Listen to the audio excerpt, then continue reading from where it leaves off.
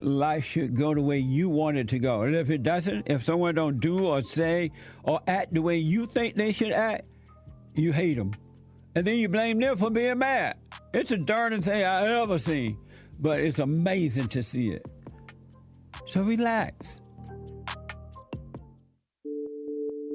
Like my cousin, sent me you, and I thank him for that. It was more of a, he thinks the whole everything's a joke. That just adds a little spice to it. But in the heart of what you're saying, there is real things going on. And people want to overlook that. And I'm telling you, Mr. Peterson, I'm not one of those people. And I thank God that, he showed you to me. And sometimes we just need some Jesse in our lives, I guess.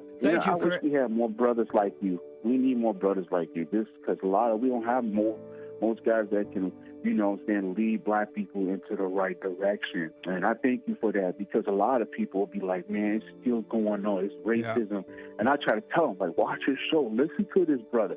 He's telling the truth. Take no thought about tomorrow. Yesterday doesn't exist. And you're going to see, man, God is with us and all is well.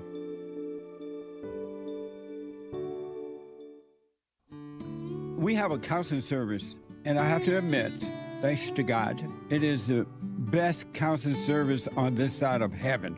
I counsel with men and women, families, individuals around the world. Most people are unhappy, they're miserable, they have rough lives, they're depressed, suicidal, young and old, of all races. I understand, I know why, and I do understand it. Because exactly what's happening in me is happening with everybody outside of me, inside of them. And I've noticed that with those who really, really, really want to understand, they overcome it just like that, out of one counseling session. If you need counseling, you can go to rebuildingtheman.com or call 800-411-2663. 800-411-BOND. Best counseling service on this side of heaven.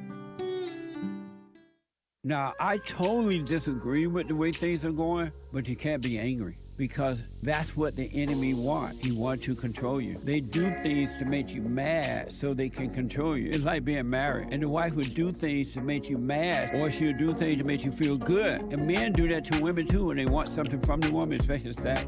They'll make her feel good, or they'll make her angry. And the woman's gonna have to say, you don't want to be angry. You want to speak up. You want to disagree with what's going on. It's wrong, but do not be angry. Then you won't have fear. You won't have doubt. You won't have worries. You'll be able to see, but you got to stay away from anger. That's why you must forgive your mothers and your fathers so that you can overcome the spirit of anger. It's a spirit, and it's wicked. Nothing good in anger, because it has no love, folks. You need love to defeat evil. And love is not a weakness. It's a strength. It's from God. It's His nature.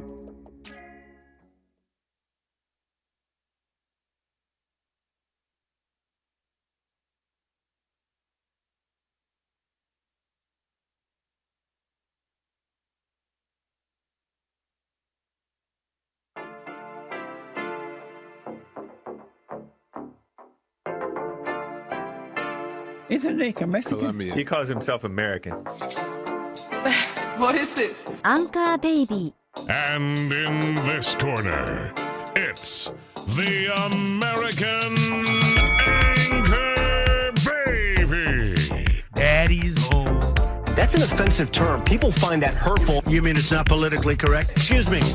I'll use the word anchor baby. He's an anchor baby in Canada. Tell him we still rolling with Trump, too. Anchor baby, the whole thing sounds horrific. You're just making it sound like immigrants are these horrific, greedy people. Ustedes pueden aceptar mi negocio o aceptar las consecuencias. Plata o plomo. So you would be considered white, in my opinion. You the blackest one in this room, I think so.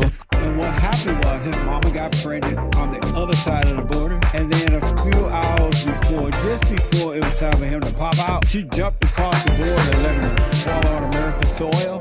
So he became the anchor baby. They don't call him the anchor baby for nothing. Amazing. We like this anchor baby, right?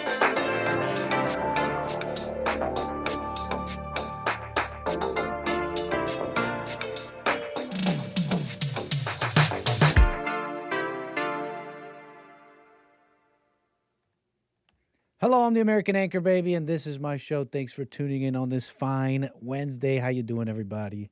Welcome. We got a bit of a show to get into.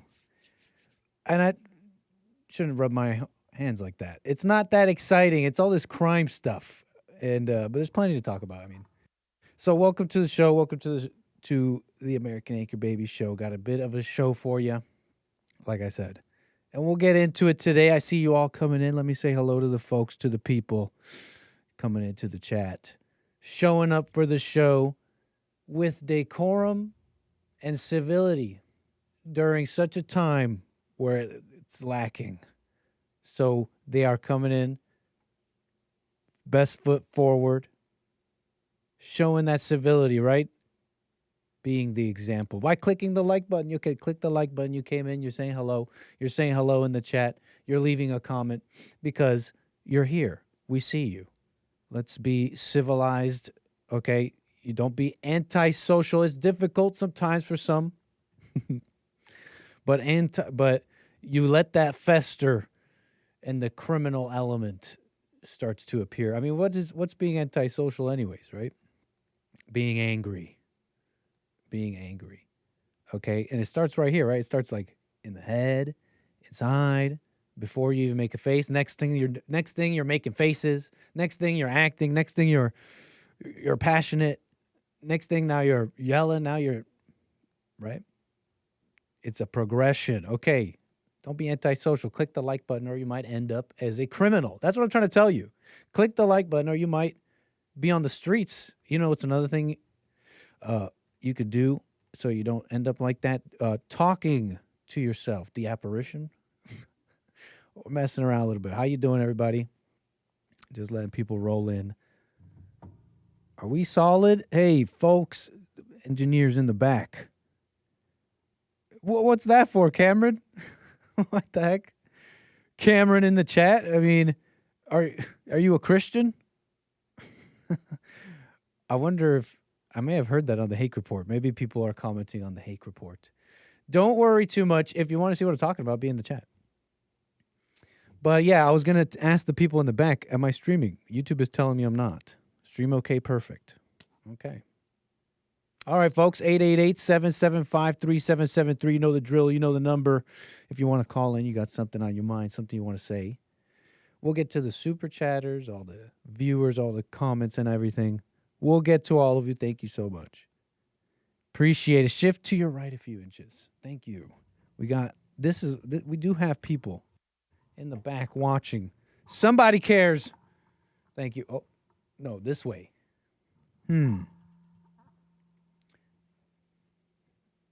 My center is not the tape. Well, don't worry about that. Don't worry about that, viewer. I got a little tape here, okay? Yes, we're using physical markers, okay? I mean, it's good, but don't worry about that right now. It looks like I'm centered. Okay, welcome, 888-775-3773. Look, there's like this. I don't even have it open. There's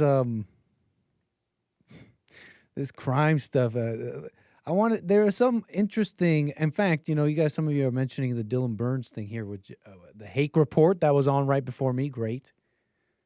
You know, they were, if anything, to kick this off, an example of what I was kind of saying got brought up, and let me kind of gather some info for you that if you're interested, because look, you're familiar with the chaos, okay, like crime or in the politics of it all. But to have there's something special about having a good leadership, okay?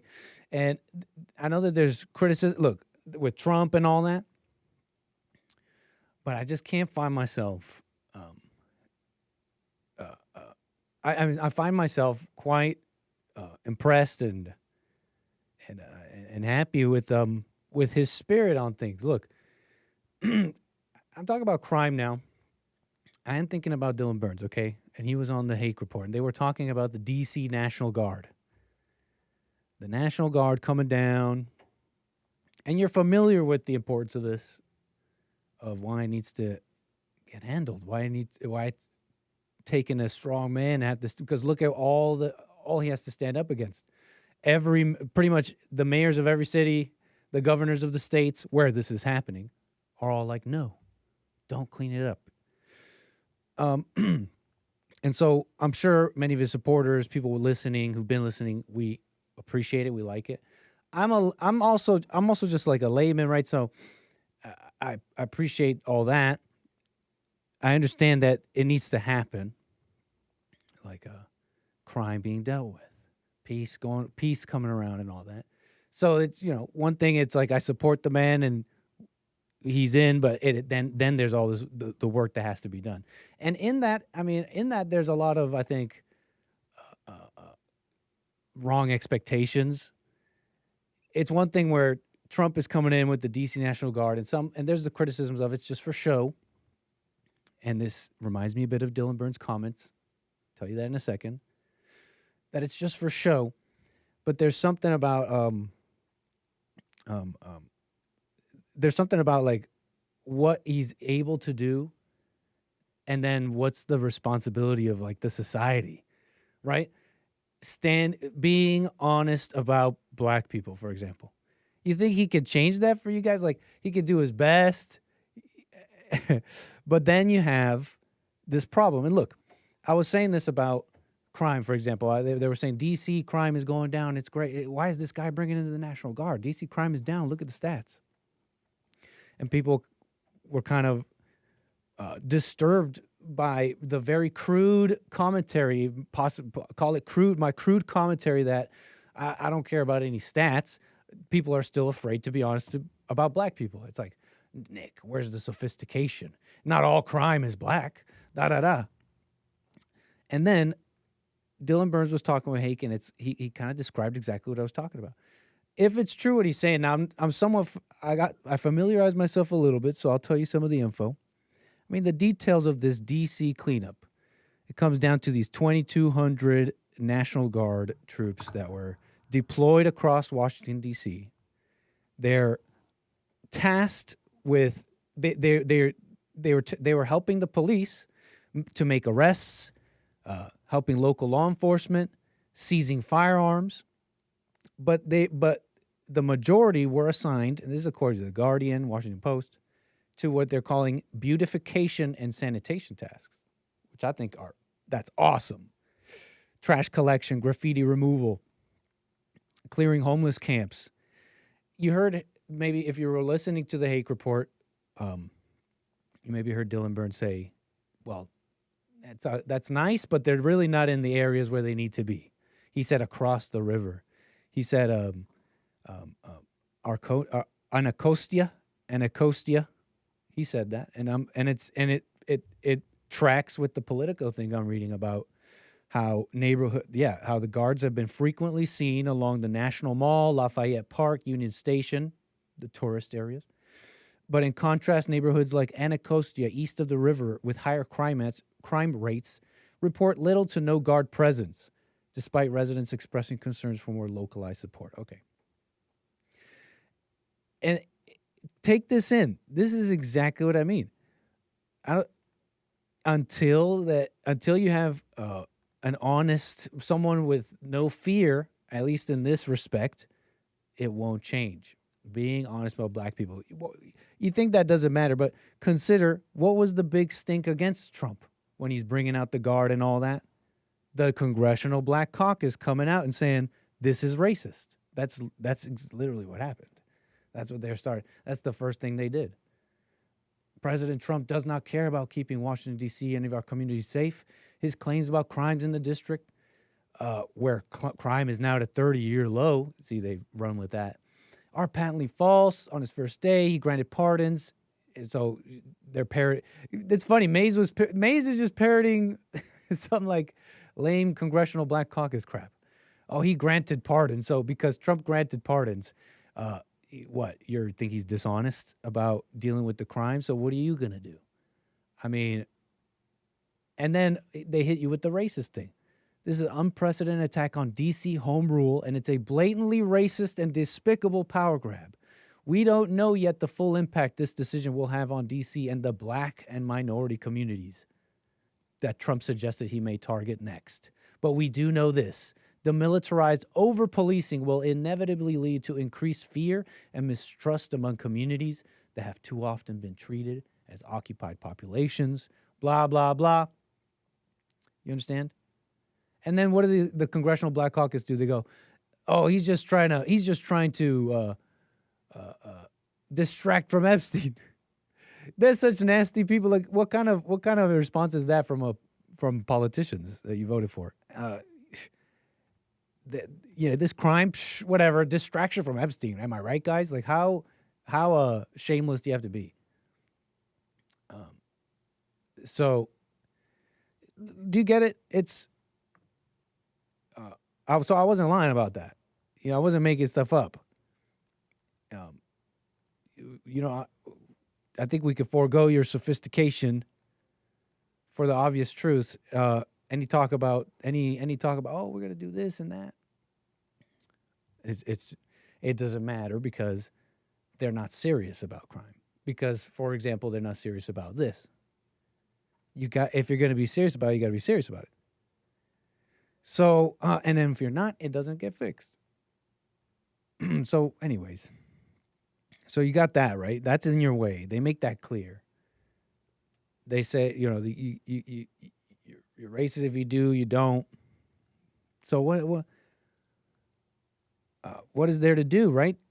Now the criticisms are like, okay, it's just tourist areas, it's just beautification, sanitation.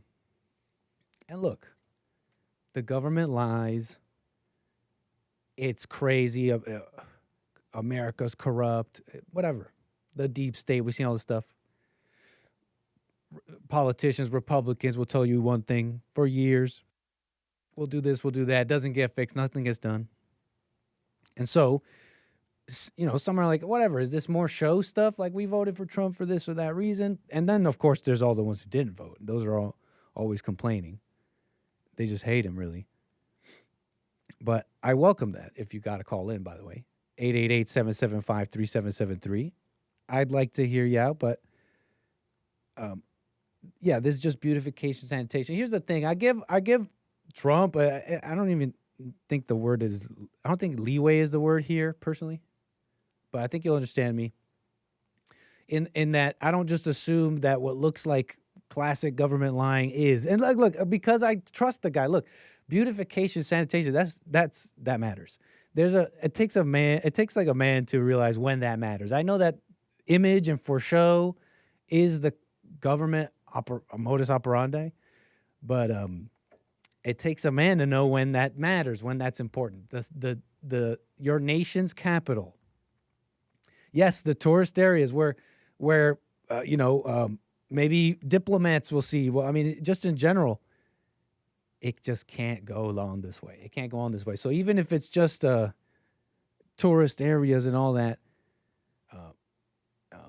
it really sounds just like Trump. And again, there's like the chilling effect. There's all the precipitating effects that come from what some might criticize as mere show. Okay, it's just more government mess. They're not really going to clean up crime. And okay, there may be fair criticisms there. I was thinking, though, about crime. I mean, I think we can agree that there's the problem of what is it? DAs, judges, politicians, etc., putting in place policies that feel bad for the criminal.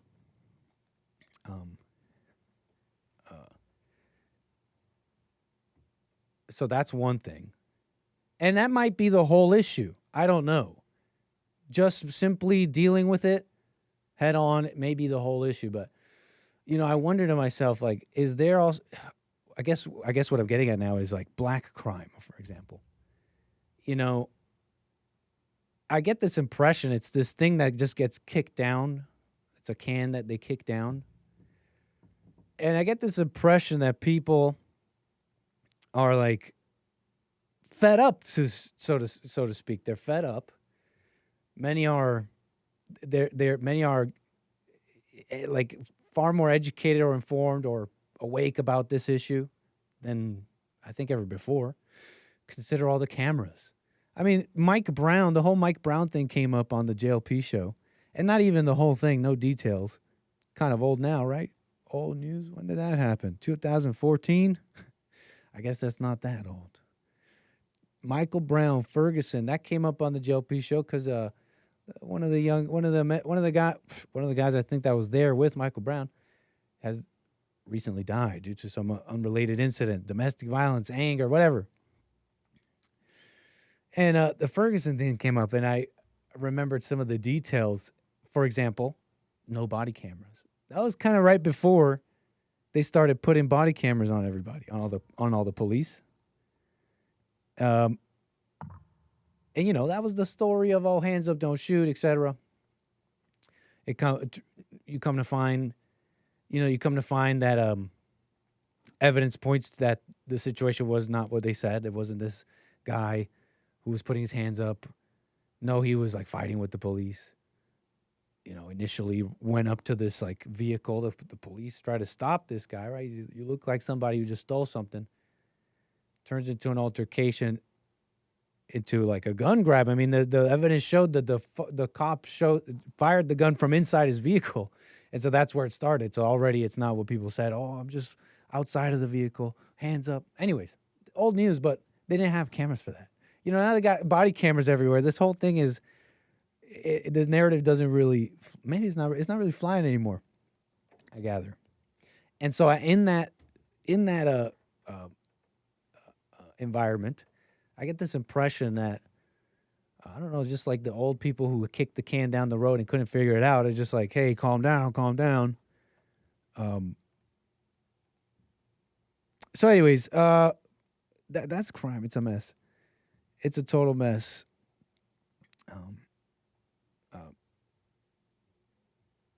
But, this, what can I say? I mean, look, you got this coming down from Trump. He's saying death penalty for this DeCarlos Brown Jr., that train stabbing over there on the Charlotte light rail. Okay, I definitely agree. But that's what's coming down. This is some of the news here. Trump says quick death penalty only option for this individual. And I've seen this kind of refrain going around a bit. Death penalty.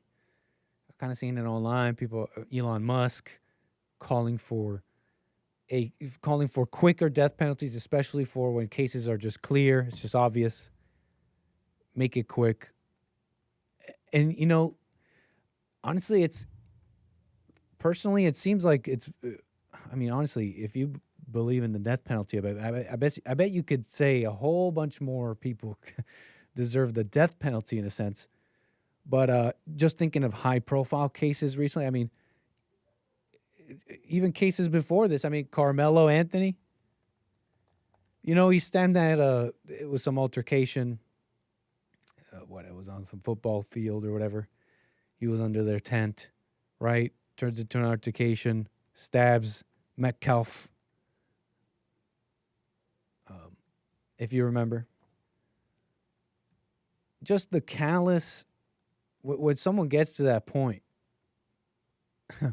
where they are taking life like that, what can you do? You have to remove them from society.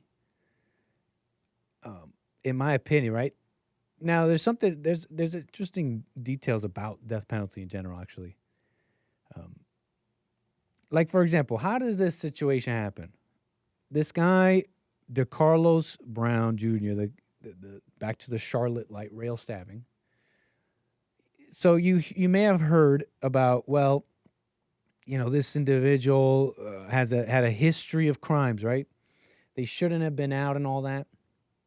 They're referring to his January 2025 release, okay? Thanks to Magistrate Judge Teresa Stokes. Let me just show you Teresa Stokes here. Here's our honorable Judge Teresa Stokes. And look, this was about him misusing 911. Okay, apparently, which brings with it its charges.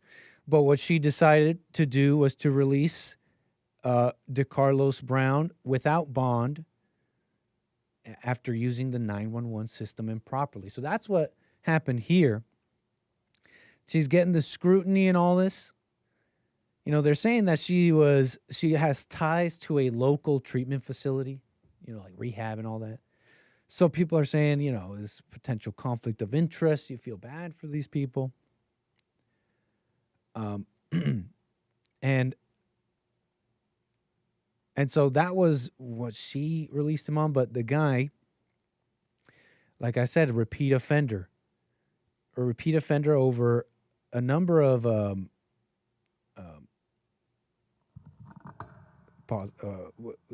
14 prior arrests. That's robbery with a dangerous weapon, firearm possession by a felon, larceny. So I guess theft, breaking and entering, assault, and making threats. And served 5 years for that armed robbery with a dangerous weapon charge. So he's not just like a bunch of, I forget how the law sees those, if those are all non-violent crimes. I think armed robbery, if nobody gets hurt, I forget if it's non-violent. But look, when the state doesn't see when someone's a repeated non-violent offender, let me explain this to you. This is what they call the mental health gap, and you know, that's what they call it. But let me just explain. It's like, how does this happen, right? Chronic offenders. You know, when you ask someone like me, I think enough chronic small charges, misdemeanors, and all that should become like a big charge. But how it usually works, you know, misdemeanors, judges typically release people on bond or personal recognizance, meaning you're promised that you're going to show up to court. If the charges are nonviolent, they keep them out. You know, they say there's no space, right? Jail beds, etc. Scarce space, etc. Charges getting dismissed, right? When you do a bunch of things that just hit you with the big one. And so that's like nonviolent. So they can't. So they find themselves. What I gather is that they find themselves at a loss, so to speak, if they have racked up all this, but it's nonviolent. And so you can even have someone that's clearly delusional, you know, just crazy. But I mean, you also can't put someone in jail for a crime they might commit. So it comes down to this mental health gap. They call this the mental health gap, you know. That's just what they call it. But basically, when someone's clearly like the problems and mental health, there's no place to put those people. Essentially, there's just no place to put those people. They got rid of the mental asylums and all that. So they get arrested, short stay in jail, and then back out. And it's over and over again. And so, could this have been different? Maybe. I mean, most likely, especially if it wasn't this lady, right? Just look at her. And working with the downtrodden and working at the treatment facility. It's like, could it have been different? Yeah, maybe probably starting right here. If they didn't feel bad, identify with the criminal, then maybe that's already would have been different. Explaining a bit of the complications of the system, and I think that speaks to society. Put it like this: anger. I mean, it's always promoted, and it's always just the final, like at the last step, the society make a big stink. And usually what they do about those things is to just make things worse. Right? They freak out about the incarceration rates, and they're like, it's racism, da da da. They freak out about the children in the schools, and they're like, we got to stop the guns. Look at these Republicans. It's like, folks, it's like parents, mothers, fathers. You're raising angry, deranged people. And then, you know, that's like way earlier. And then way later, government, you're looking at these angry, deranged people and feeling bad for them and saying, we can't do anything. And tying and what's the rest of society with the white people, the decent people that have they got their hands tied behind their backs because they're afraid what they'll be called, etc. So call me unsophisticated. Some of you were unhappy. How could you just say, oh, crime's not going to get fixed until people are honest about black people, Nick? It's not just all black people doing crime. I hope maybe now you understand. What else about this? I want to keep moving here. Oh, a little bit of history for you. You might enjoy this or just appreciate it. You might welcome the info. Because this death penalty and crime stuff, you go back into the history of it, you find out some interesting things. I mean, the death penalty's old. Came with the European settlers. They had it in English common law, as they called it. And you could get a death penalty for murder, definitely for taking the life of another, like murder, but theft.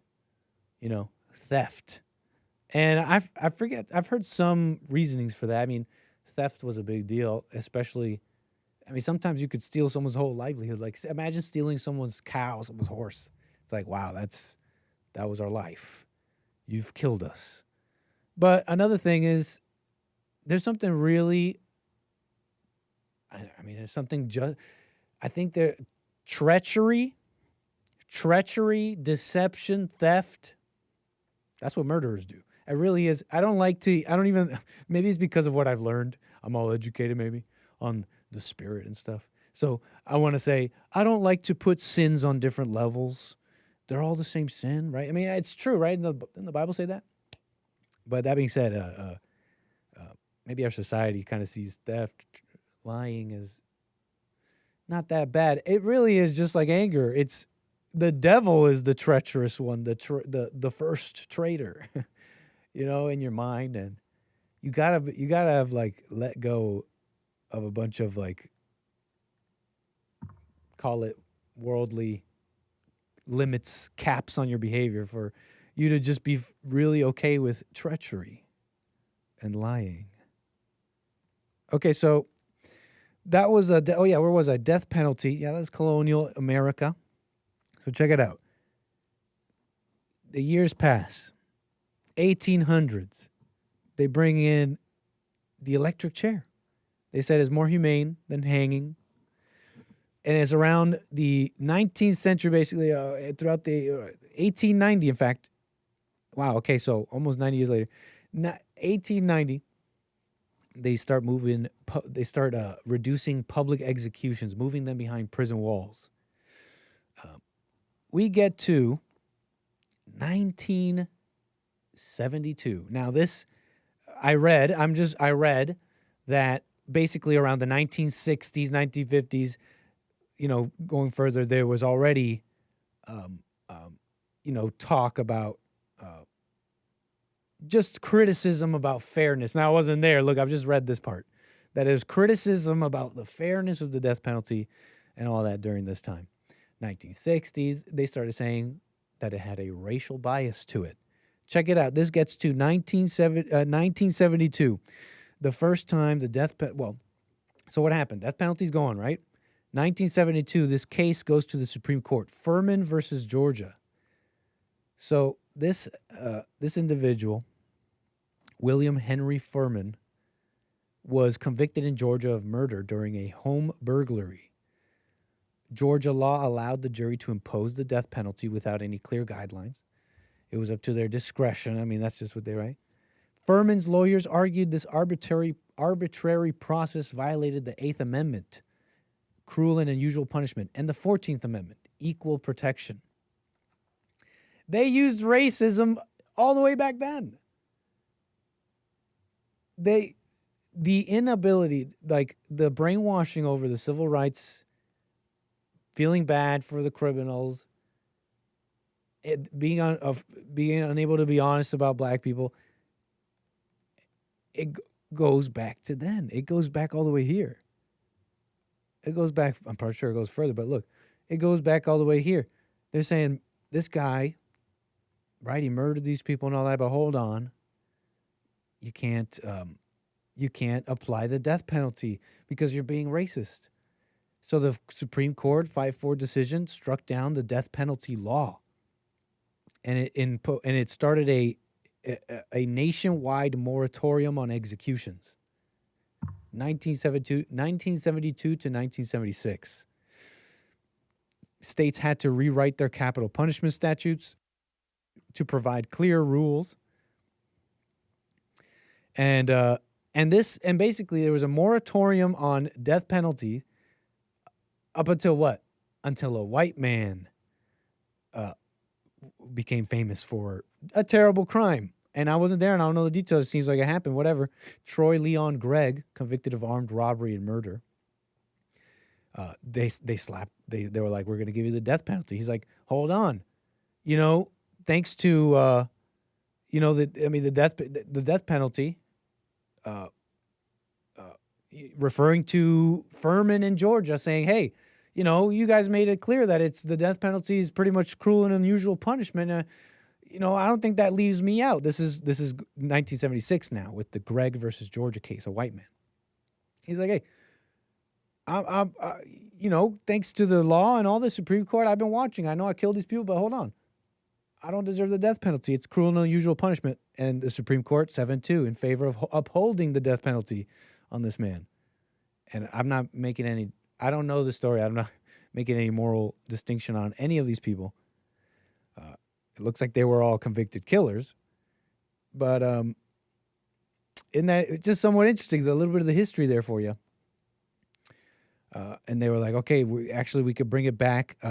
It's not, the death penalty is not inherently unconstitutional. Just make sure you apply it fairly and with safeguards. And then the death penalty came back. Now, what really happened past that, I don't know. I mean, look at today. I don't. It still gets handed out, right? I think in some places of the country. But the appeals process is infamous and how expensive it is to do all this. I've just heard about that. But yeah, it still get 27 states continue to authorize the death penalty. So anyways, not sure if you guys have an uneasiness with that stuff. I know some Christians sometimes do. I know, maybe liberals or whatever, but these people don't understand anything else. That's what I love about what Trump said. Vicious. We have to be vicious, he said. We have to be vicious just like them because that's the only thing they understand. I'm really impressed by that. It speaks to his understanding of people because take this in. I don't know if you've ever felt like this, watching a crazy person, watching some documentary, watching some murder mystery show or something, and people talking about insanity, saying I didn't know what I did, I was somebody else, or sometimes even way more insane, like just act right. They say that mental health issue, like deep issues or whatever. I don't know about you guys, and this is not like a judgment. I don't feel anything about it. I'm not angry at them. But I've never just believed them. I think they're all liars. I mean, put it like this. Yeah, I think they can be crazy, but I think the craziness is a lie. Like you've gone into it, but here's what I'm trying to say. Have you ever seen some of these murder mysteries or whatever, the killer, and they'll be like, I just don't know what I did. Or if you notice, they're trying to defend themselves. Even if they caught them for a murder, that's like, but it wasn't as bad as you say. They're always trying to defend their ego. And so what am I saying with that? Am I saying, all I'm saying is that I think that's why I understand Trump. He said, this viciousness is the only thing they'll understand. Because everything else is a lie. Everything else is, they're just lying. They're like, no, feel bad for me. That's a dangerous person. No, I didn't mean to do that. Right? Those are dangerous people. And he knows that. He's like, the viciousness is the only thing they'll understand. And that's not to say, I think the president, the type of guy he is, that means like being tough. Jail, death penalty, should it be needed when it's super clear. and all that. That's vicious in a sense, right? Because it's like ruthless. You're not feeling the emotion, and you're not like these people who feel bad for them. Don't you understand? It won't fix. It's not changing otherwise. So, yeah, that's what's going on here a little bit. The crime, kind of the topic this week a bit. We'll move on here in a moment. I mean, it's just, tell me where I'm lying. I mean, this is all true. 888-775-3773. You guys see this one on the JLP show? I think I don't know if she's a conservative or what. See, I know that CNN sometimes brings on people that may disagree somewhat. I mean, their version of conservative. But whatever. I mean, let's just assume all liberals. I mean, it's ladies. Absolutely. And I don't know, they seem to get into it a bit because she's like, yeah, this guy should have been in jail. Absolutely. One of the discussions that we've had earlier this week is that I can skip some of this, but basically, yeah, she's saying this guy should have just been in jail.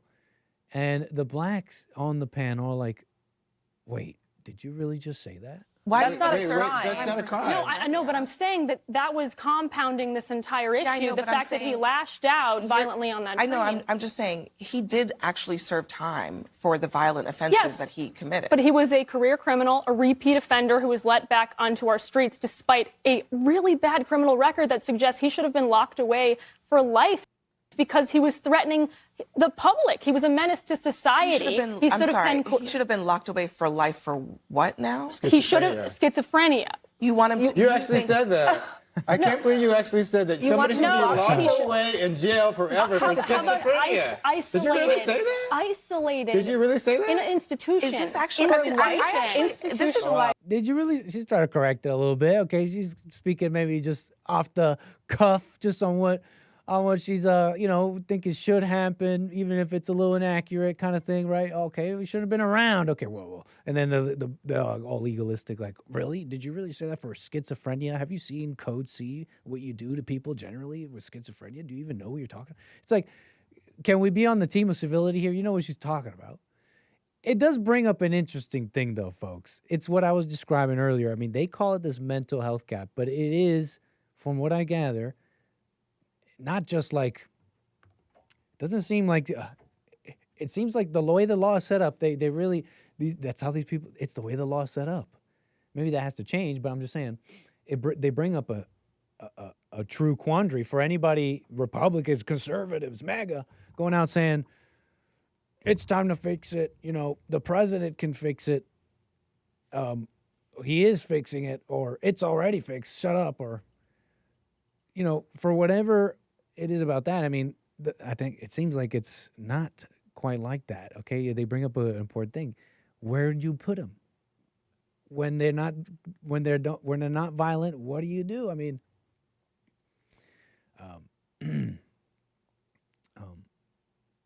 anyways, I don't think we're done with this. And then we'll get to calls 888-775-3773. Repeat offender who was let back. No, yeah, we dealt with that one. I stress though that you can't have a hands up like, oh, what are you gonna do mentality when you have mayors and leaders who, with the same breath, say, racism has made these these people are incarcerated because of racism or anything like that, even a little bit of these communities who need more investment or just any crap like that. CNN arguing about all that. Since we're here, I did see this not that long ago. Apparently this guy is responding from from jail. Knifeman accused of stabbing Ukrainian refugee to death gives chilling reason for the attack as he speaks for the first time from North Carolina jail. And I had just collected this before coming in here, so I'll give this to you fresh. DeCarlos Brown, seen in the surveillance footage lunging at Irina Zarutska from behind as she sat scrolling on her phone. The knife man who allegedly killed her has spoken for the first time. the disturbing video has sparked widespread grief, anger. Now his sister, Tracy Brown, has shared shocking audio with the Daily Mail of a phone call she had with Brown 6 days after he was arrested, where he explains what was going through his mind when he launched the bloody attack. The 34-year-old, who is schizophrenic, can be heard telling his sister he believed the government planted foreign materials into his brain, and they had been in control of his actions when he pulled the knife on Irina. In the audio recording from the afternoon, Brown can be heard telling Tracy, "I hurt my hand stabbing her. I don't even know the lady." Yeah, you remember in the video, he's walking around and it seems like the hand that's holding the knife or something seems to be dripping with blood. And I thought that to myself too. It seems like he hurt himself. And, I don't know, the after work routine of my meal and the whatever murder mysteries on YouTube has taught me these people with the stabbings, they hurt themselves often. You know, you just don't know with the passion and the all the adrenaline, and plus, you know, the knife itself. I mean, I've heard this too, right? That you don't really feel it going in, like it just feels like a punch. But the individual doing it, you know, their hand slips and goes further above the guard. They don't even notice they're holding on to blade and they go nuts. You know, him saying that, like, I gather it's almost like he's saying, I didn't even know the lady. Okay, I even hurt myself. It wasn't personal. It's me adding a little color to it. Let me be clear. He goes on, I never said not one word to the lady at all. That's what he says. That's scary, ain't it? Why would somebody stab somebody for no reason? That's what he's quoted as saying. He added he wanted police to investigate the materials which were controlling him, while referring to the attacker in the third person. Yeah. People trying to get rid of guilt do that often. I mean, I'm not saying, again, I'm no expert. I've just seen some murder mystery stuff, but it's enough. I mean, you get enough of these people, and you see that they all do the same thing. They talk in the third person about the person that they hurt, and they'll say that person or that baby or their name, but they will, you know, trying to put some distance in between, you know, what they did and that person and all that. You know, he's just like, I never said not one word to that lady. This is what I was saying earlier about if you're crazy, you're basically a liar. If you're crying, you're lying. If you're deranged, you're lying. And you don't. Society doesn't just have to say, well, poor person who's just is crazy. No, this is a person, and crazy people do this too. Trying to get rid of guilt. Lower the severity of what they did.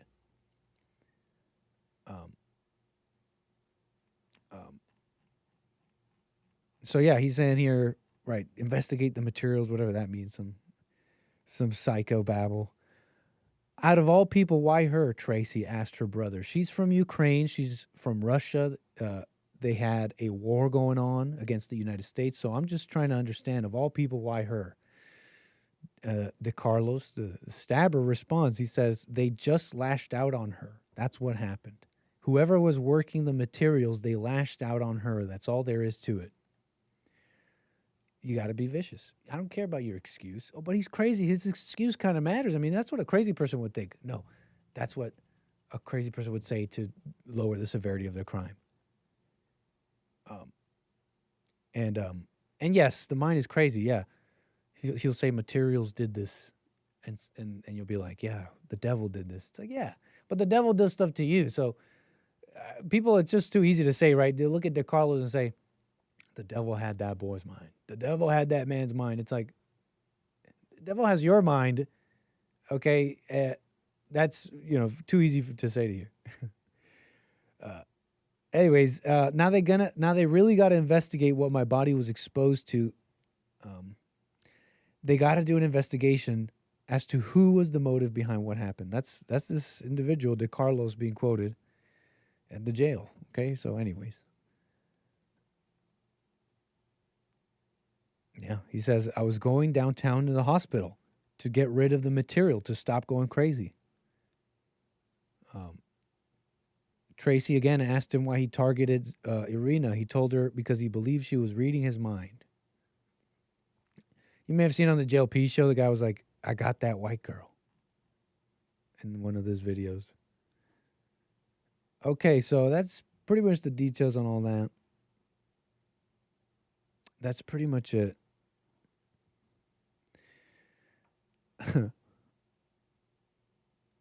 See, I'm just reading this further. It's the sister here, Tracy Brown, quoted saying, "I'm going to be honest. I'm not blaming anyone for his actions except for the state. I'm blaming the state for letting him down as far as seeking help." That's what I mean by the mental health thing. About vicious. No, they're lying. Oh, I need help. They're lying. And that's not to say they're not crazy and all that. I'm not a doctor. I'm not saying all that. But they have the same cowardly spirit that tries to, get rid of pain, avoid conflict, avoid penalty. It's the same spirit. And she's saying the state's to blame. No, he's to blame. And his hell and going into it and all that. Okay. Anyways, maybe I'm sure you could maybe throw blame around, but kind of off the cuff now. We're done with this. Moving on, I think. Oh, jeez. I guess I saved some of this. I don't know. It's a what if kind of thing. Those what if scenarios and all that. What would you do type thing? I don't know. It's hard to say personally. I shared some of the concern, so to speak, from the public, saying, "Well, why were these people just staring?" And I wondered too. I saw the video maybe twice, like the censored stuff, and I was scrolling on X, and I did see the other one too. I mean, it was there. It was crazy. It was absolutely. It's pretty bad. The full video of this girl, but. I was wondering too, during the commotion, it seems like maybe people didn't notice, but some of these screenshots. I mean, there's blood, folks. I mean, some of these people knew. I mean, the shock I think is there and evident. I don't know. The reports are saying that some of them were filming, but I guess that's what people do in the public, filming. At this point, she had collapsed and all that. Eventually, yeah, people go up, but the blood pools, the blood accumulates so fast and so much. The first guy that shows up, I don't even know what, he just starts, from the video, it just looks like he's just moving her around, like frantic, I don't know, just definitely no help. Just getting blood all over himself. I don't know what you do. I guess maybe hold the wound. I understand the public doesn't want to get involved. They don't really want to get involved with anything. I just don't know. If someone was bleeding right there, just bleeding, I see where it's coming. I don't know. I might be the type. I don't know. Call 911. Something. Something. Or peanut, something. But they did. Eventually, people were like, okay, this girl's bleeding. It's bad. And then the commotion starts. By then, the guy's gone.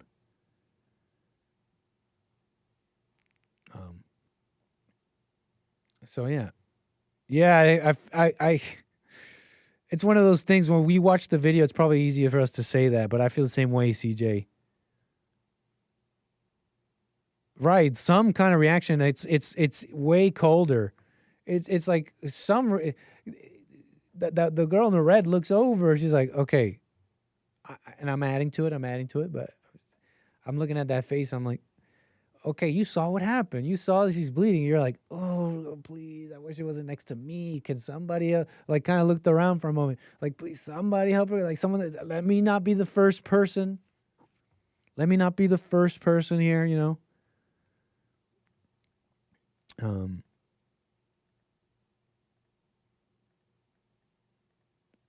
So anyways, I want to move on from all this. It's hard to move on when...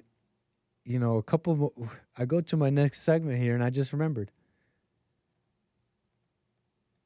We begin with that breaking news. Less than an hour ago, the police commissioner gave details on the man that they say... You hear about this one yet? Killed an elderly couple in Belrose, Queens. Just moments ago, investigators released this image of 42-year-old Jamel McGriff, who they say is still on the run and should be considered armed and dangerous. Police say McGriff talked his way into Frank and Maureen Olton's home, claiming he needed help because his phone was dead. Cameras caught him entering the house with one of the victims soon after. The house went up in flames, leading to the discovery of their bodies. Jenna DeAngelis is live now in Belrose with the latest on the search tonight. Jenna? Christine and Jessica, as you mentioned, the NYPD identified the suspect as Jamel McGriff of the Bronx. Police say he has a lengthy criminal history dating back 30 years and was out on parole.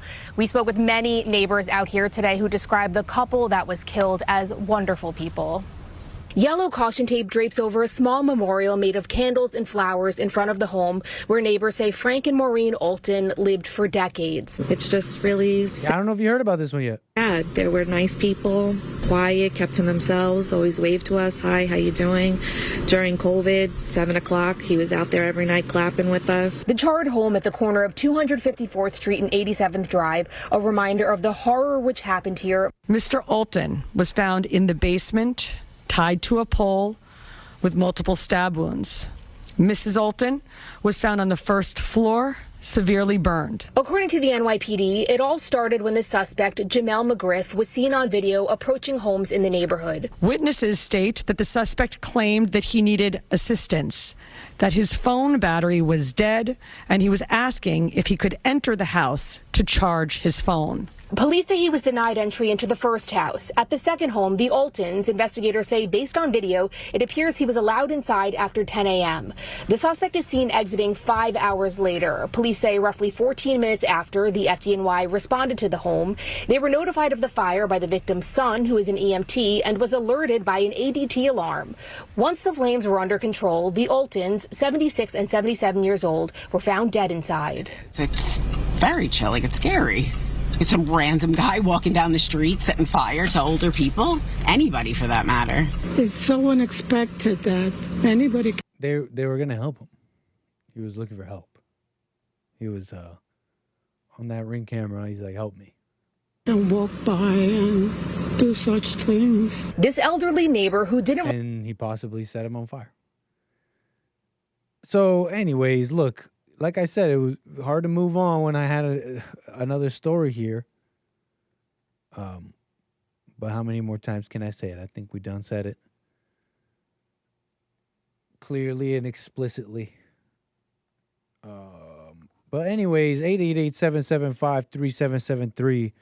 I'm gathering, you guys are in the chat talking about some major news here. I'm gathering it just now.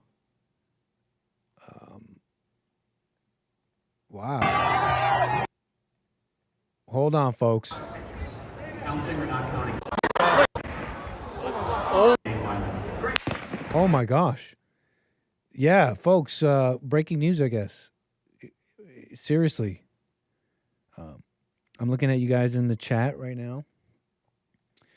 Wow, this looks terrible. Hold on. Let me see if I can get a thing on it.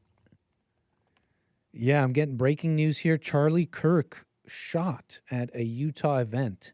Suspect in custody. Breaking news story. But the news is that he was shot at an event. He was putting on a public event at the Utah Valley University in Utah. And this is just mere moments ago maybe. Bystanders report seeing Kirk shot near his neck during a Q&A with students. There's footage on X. This looks terrible. I heard a click. You heard that crack. Counting or not counting gang violence? Oh my gosh. Yeah, that's real. Yeah, we're getting that from Yahoo. Charlie Kirk. This is New York Post. Charlie Kirk posts video moments before reportedly being shot at Utah Valley. This is reportedly moments before.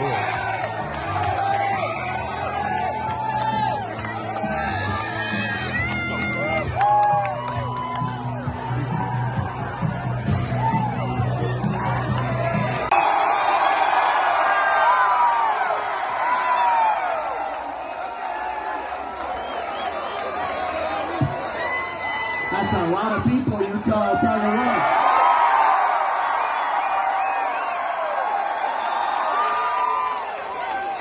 Wow, what would even be the reasoning? Is I guess insane. It's political, maybe.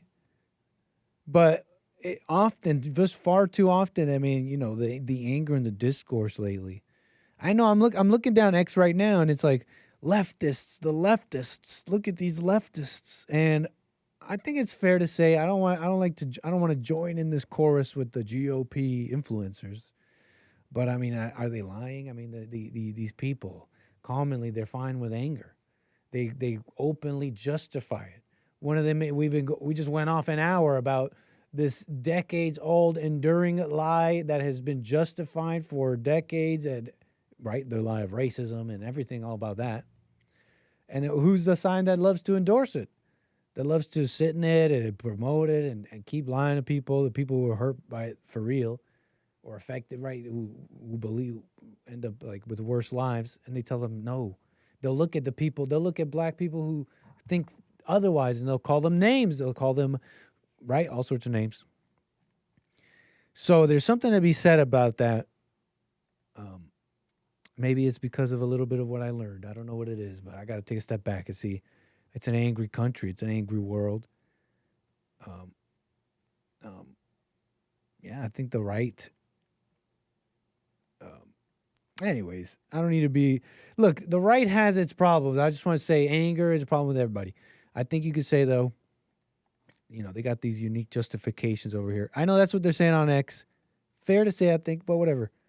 Yeah, Charlie Kirk shot at this Utah event. It's not even clear to me who shot him or all that. So they're saying on X that they're posting some of these responses.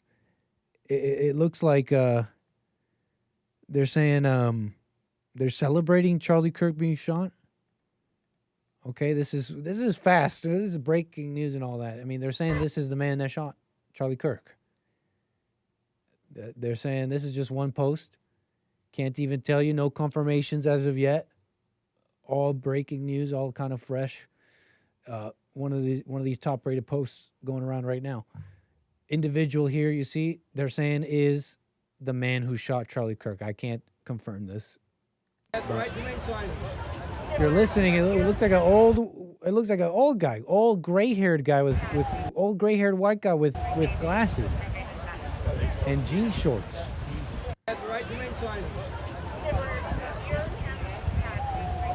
And so I don't know.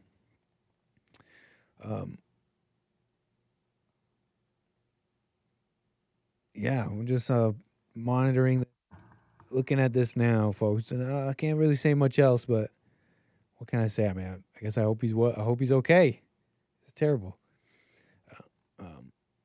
Just for anybody, no. I mean, he's got kids. He's got children, but terrible.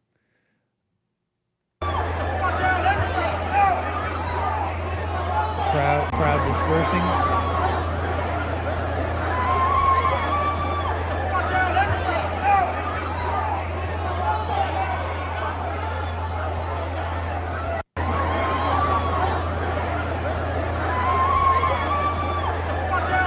What would even be the only thing that makes sense is, you know, I mean, well, look, usually people are not irrational. I mean, people are usually quite irrational when doing stuff like this.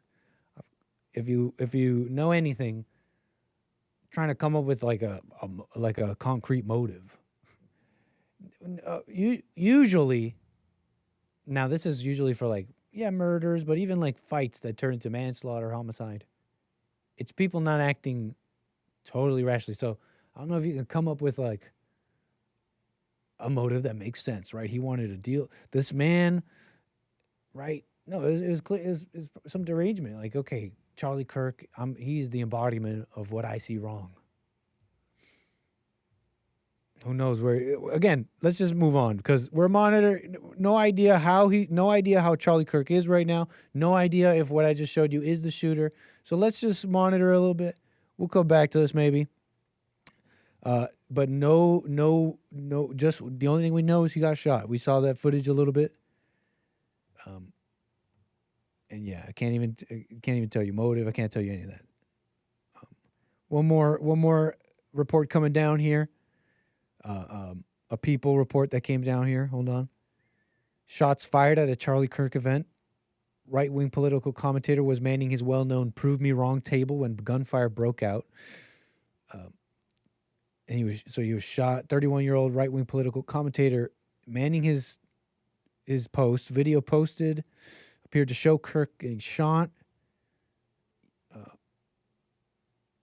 Utah senator writing, "I'm tracking the situation at Utah Valley. Please join me in praying for Charlie Kirk." And that's it. They don't have any more information either. So praying for Kirk, I guess. I mean, look, it's a terrible thing. It's supposed to be just like an event, political event. It's supposed to be just discourse. But increasingly, you can't have that. Increasingly, you can't have that. They'll say, increasingly, all sorts of riffraff, basically, are in every level of society. Wasn't that at a university, right? In your mind, do you think to yourself, wow, university, just by that alone, obviously people are filtered out. You have a creme de la creme kind of thing going on, creme of the top type thing going on. No, I don't have that impression. I don't know if any of you do, but that's just not true. So anyways, look, I don't even know who that guy was. We'll monitor here, but like that's crazy. It looked like a pretty bad spot to be hit in, honestly.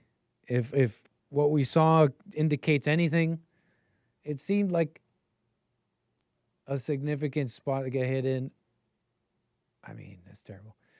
I don't know if I want to show this. We'll move on. There's this image. They have a screen. They have a freeze frame of Charlie Kirk, but yeah, third world-ish. Meanie, how you doing, Meanie?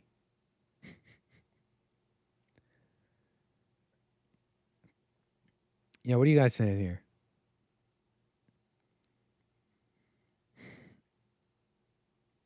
They did catch the guy. I mean, they are saying suspected and is apprehended or whatever, but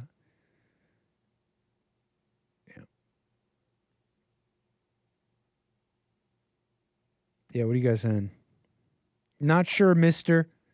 It's not clear how exactly Charlie's doing at this time.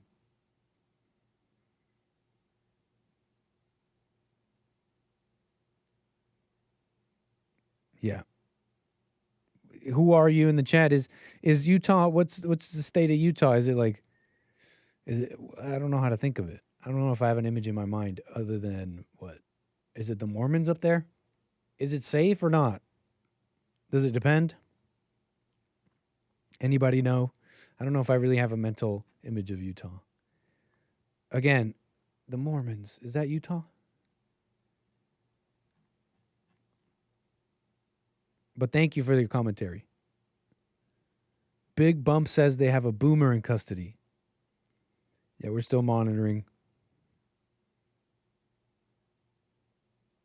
Incredible. All right, so let's just move it on here. Thanks for some of that news. I want to get to some of my super chatters, the coffees and all that. Then we got some more stories. Thank you. Madi Ubaldo, thank you for that. Appreciate the generosity. Thank you. Says JLP and crew is amazing. Love you guys in chat. That's from Madi to all of us and all of you. Even you, Snake Pit.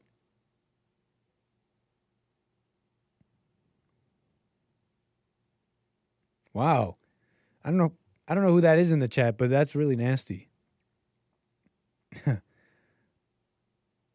Mormons get wrecked. Ha ha ha. Mormons getting wrecked. What a psycho. What an absolute psycho person. Thank you, Marty, though, for the super chats. Appreciate that. Thank you for that, Rumble. How you doing, Jules, William, Old Saucy? Thanks for all the support. Very nice. Dolphin, Latter-day Night. Nice. Very nice. Thanks for the support. And we got some coffees. I want to get to Eric with some coffees. Either I think he's continuing what he was saying here. We didn't get to it. But Eric, man, thank you. Buymeacoffee.com/anchorbaby. It reads, you said burying the hatchet means why fight? There's no fight and disagreement. Fight means take part in a violent struggle involving the exchange of physical blows or the use of weapons. What makes a disagreement a fight? Well, when it becomes physical. How does a disagreement on the phone become physical? When emotions are involved. And what's the weapon? Words. How do words create injury? Imagination. All thoughts are lies, emotions are of the imagination, and the past doesn't exist. So how can you bury a hatchet? Well, what is the hatchet, and why do you need to bury it? If you think hatchets exist, you'll hurt yourself, someone else, or spend your life looking for places to bury them. A little commentary from Eric, man. I appreciate that. Pretty interesting. Pretty interesting. I think pretty deep. Yeah, that's why I didn't really. That's why I was a little. That's why I was a little like. I thought it was also a little strange for that caller to use that phraseology. I guess I didn't know why until you put it like this. But yeah, because I wasn't fighting. I wasn't fighting anybody. I was just uncomfortable because you guys could see how uncomfortable I was feeling because I knew I was talking to a snake. And I was like, how do I deal with the snake? And you guys could see it on my face. That's it. But I agree, man. To bury the hatchet, I mean, that's. I wasn't thinking about any fights, and that's why it's strange to even use that phrase. I think about people who don't debate and don't fight. They just talk to anybody. They're not trying to prove anything, and I appreciate that. It's a good example. I'll be sitting here trying to prove something, and I'm not going to have a good conversation with people. What the? But it's okay. We shall overcome. Isn't that a song? Isn't that a nice church song or something like that? We shall overcome. Or is that like a slavery thing? Oh, no. Yeah, who they've yet to overcome. Yeah, CJ. All right. Noted. Yeah, yep. Yep, Chad is praying for Charlie.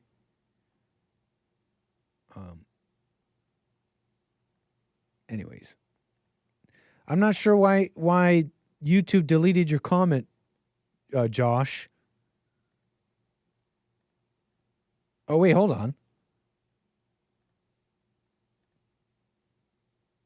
What's going on? Why did my mod delete these messages? They don't look like bad messages.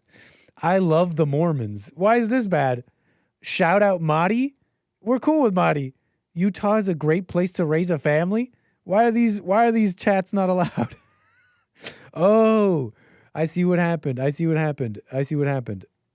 Mildly attractive snake pit security guard. Hold on. We are reinstating you. Oops, I made it worse.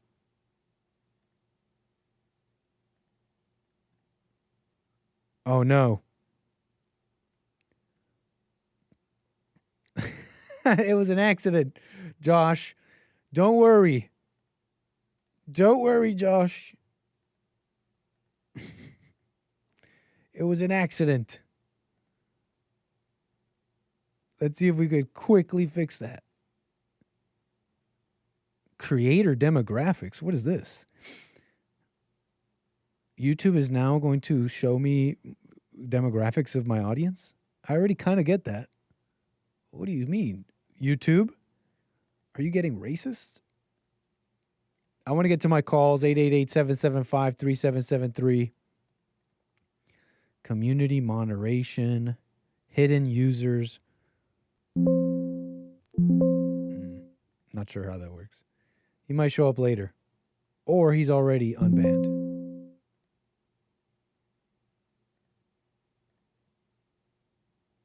Let's see. Let's get to something. Nice, Kevin Howe. I agree with what you wanted to do. Let's get to Josh out of Georgia. Oh, there you are, man. On the air. Go ahead. Hey, what's up, man? Hey. Yeah, shout out Kevin Howe. I know what he was trying to do. No worries. He's a good guy. Nice. Yeah, man. Speaking of Utah, man, I got a little experience with Utah. Okay. I see it as a very safe state, man. Every time I drive through there, and I go through there a lot, it's mostly white people. And Okay. it's very safe. So I guess this is a rare. I mean, I guess it can. Anything, crime can happen anywhere, but That's right. yeah, this is pretty rare. I got baptized in Mormon about 6 years ago. Did I ever tell you that? I think you did. Yeah. Yeah. Yeah, you did. Yeah. Yeah. And they, they were cool people. They kind of, I don't know. They're great people to be around, great neighbors. And did you? I love the Mormons, yeah. And did you do that? I love the Mormons. Nice. Yeah, Shout I out did to do the that. Mormons.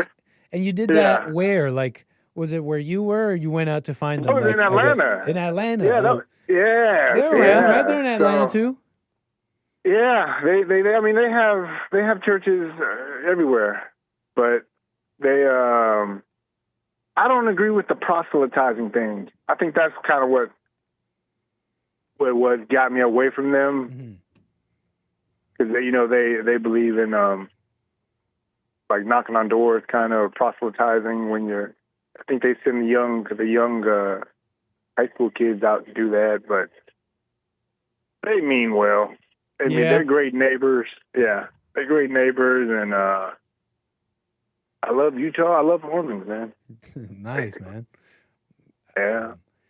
Interesting. Yeah, I a little bit more for me. Thanks on that imagery of Utah. Again, I found it hard to think about it. I couldn't even remember if the Mormons were like known to be there. But yes, I was correct about that. Yeah. And yeah, man. But what was I gonna say? You said the proselytizing, like they go around, huh? They go around like spreading it. I mean, I guess that's how you grow the religion. But I was sitting here listening to you thinking, I wonder, is that a common thing? Is that a more modern thing? Or have Christians always, I mean, I know it's in the Bible, right? They told the disciples to go out and make, disciples of people? But yeah, I just wonder, in America, has that increased or decreased? I just wonder. I don't know if you know. I think it's Proselytizing decreased. and spreading the gospel and all that. Yeah, I think it's decreased in recent times.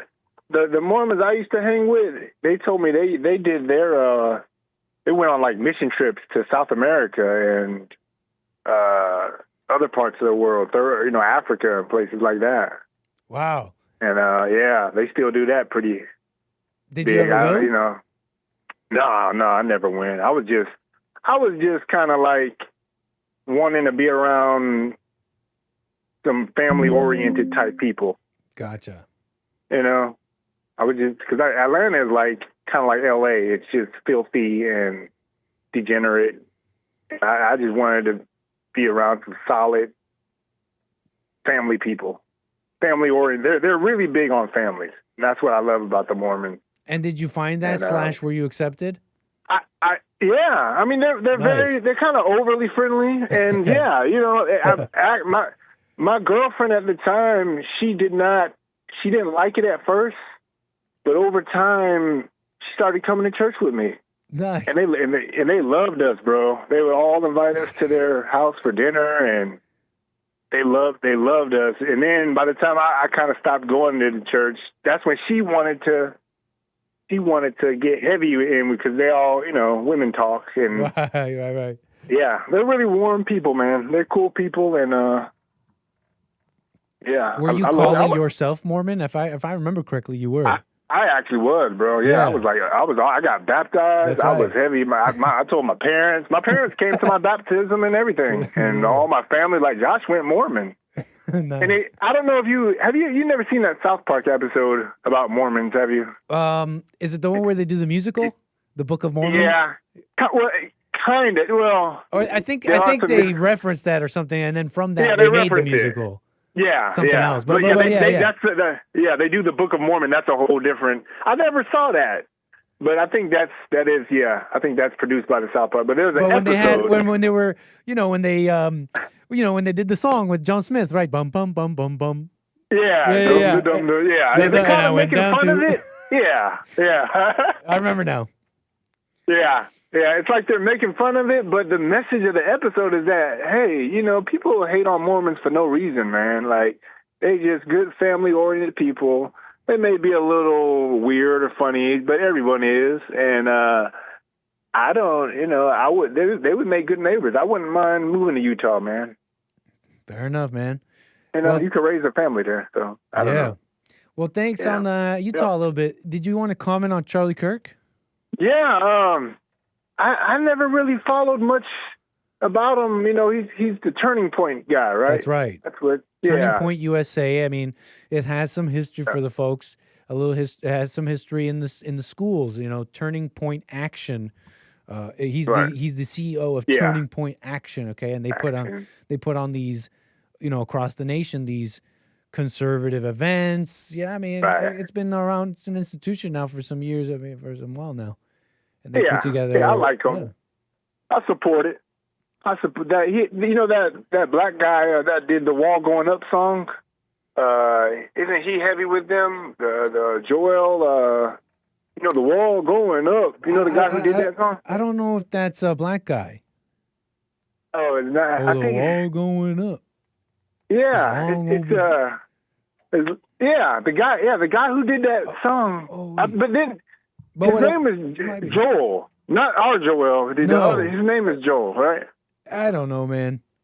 Okay, I thought he was heavy with Turning Point, so I know they're all kind of together and Candace Owens and all them. So I think they're at cool one people. point, but I don't know if Candace is. She kind of broke away from all of them or something. Honestly, Candace Owens was Daily Wire, but I wouldn't be surprised if there was some involvement, especially when she was Daily Wire. I wouldn't be surprised if there was like some close involvement or ties or whatever. Right. Yeah. They're halfway decent people, decent folk. Yeah, I mean, it's definitely. I mean, it just shouldn't be happening. It doesn't matter who, and maybe it'd be somewhat interesting or a thrill just to maybe try and come up with some sort of a motive here and all that. But I don't even have any details to start jumping off of, which. Maybe silly, but I have no details, right? Because what was the shooter? What was he thinking? But if it's just some leftist, right? He's like, I'm just mad. This guy's a racist and he likes Trump and he's a fascist. If it's really that thinking, it's Charlie Kirk is a decent guy. I think it would be almost like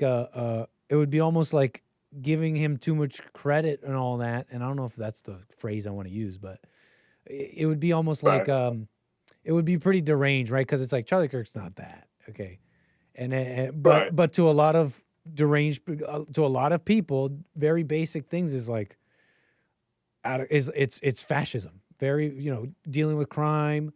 Yeah, I bet you. I don't watch Charlie Kirk and all that, but I bet you a number of the things he says, maybe some of my audience would be like, okay, whatever, but the left would be like, wow, fascist race, like.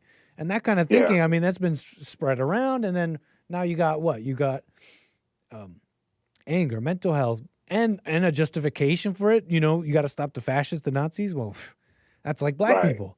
Black people, it's like they're angry, right? Angry, da-da-da. And a justification for their anger. Perfect storm for this. Yep. Yeah, man, I used to be brainwashed like that. I know it pretty well, man. Yeah, I already trust whatever Trump is going to do about it, whatever his statement. I already know it's going to be the right thing. Just like with the death penalty thing or the with quick justice, for the. That's right. But whatever Trump's I'm already confident that he's going to have the perfect response for it, whatever it is. So that's a nice thing about it. At least we got Trump in office to deal with it. I know, a man in office. Yeah. What did you think about his comments about I guess they're just comments right now, but I mean, what he was saying about the train stabbing, Yeah, it's perfect. It's we need swift justice, man, and we can't play around with evil. You got to deal with it. And sure. it's like he's the perfect man for the job. So I know he'll handle it. Well, thanks, Josh. Anything else you want to comment on here? No, that's all, man. I'll be watching. Thank you, sir. Appreciate your call. Call me again. We'll do that. Yep. 888-775-3773. Yeah, it looks like Trump on Truth Social. We must all pray for Charlie Kirk, who has been shot. A great guy from top to bottom. God bless him, he wrote. And I don't really have any more updates for you. I mean, just because I guess it was breaking, you guys showed it to me, and because I guess we still don't quite have an answer. Kind of the reason why I'm monitoring a bit. So I'll let you know. You guys are interested. I just wish them well. I mean, but the Newsweek is giving us some updates here. I mean, they're saying they are confirming he was shot in the neck while seated during a live Q&A session. Eyewitnesses say he fell from his chair as shots were fired. Gavin Newsom has publicly denounced the shooting, calling it disgusting, vile, reprehensible. But details remain limited. The shooter is reportedly in custody. And yeah, that's the report. That's the response from the president. How old is he? Then I want to get right back to my calls. 888-775-3773. 31. 31 years old.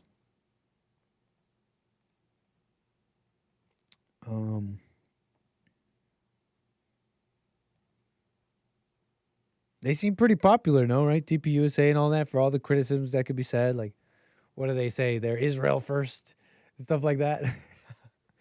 I don't know, maybe, but I just don't know. But like, I gather this like Daily Wire level. This is how I see it in my mind, right?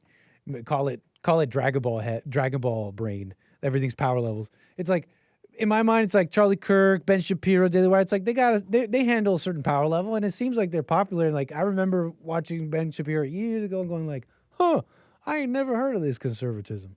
Oh, well, look at that novel view of abortion. You just shouldn't do it. I didn't think about it. I'm being a little funny and sarcastic, but that's like a sincere response. That's like a sincere reaction to what happened. Well, that's a novel thinking on abortion. It's life, and you're killing them. Wow. I just didn't think about that. I appreciate it. I appreciate this, different view. So, that's how I see them. Like, there's something to appreciate about that, maybe. And all that. Let's see. Let's keep it moving here. We got calls. Yeah, more calls. Yeah, coffees and all that. But I want to get first to Matus out of Los Angeles. Thank you, Matus. You're on the air. Hey, hello, Nick. Yeah, I was watching the replay. Good morning, sir. I was watching JLP replay because I didn't catch the live, and my friend texted me, hey, Charlie Kirk was shot. So then I go straight to YouTube. Charlie Kirk is shot, but I go to a live feed, and almost everybody in the feed is like, he deserves that. That's what he gets for following a rapist. I don't know why that, but anyway. Yeah. That's what you guys get. Donald Trump's next. And I'm just like, so I was like, I know Nick's talking about this. I got to go to Nick's live feed because that's just insane. That is it. Look, Charlie Kirk's a nice man. I agree with some of the stuff he says. I don't follow him like I do JLP. But he to get shot in the neck, so this is the world we live in now. When I disagree with you, I could shoot you. It doesn't even make sense, Nick. It does not, Matus. It's purely irrational. It's so deranged and angry. And shout out to the chat, Terry and everybody. I love you guys. I love you, Nick. I'm going to keep listening. Thank you, Matus. One thing I appreciate about your call is I was looking for some of this. I heard reports of it, but we're getting some anecdotes from a caller here telling us about some of the response, and we had to let go of Matus there.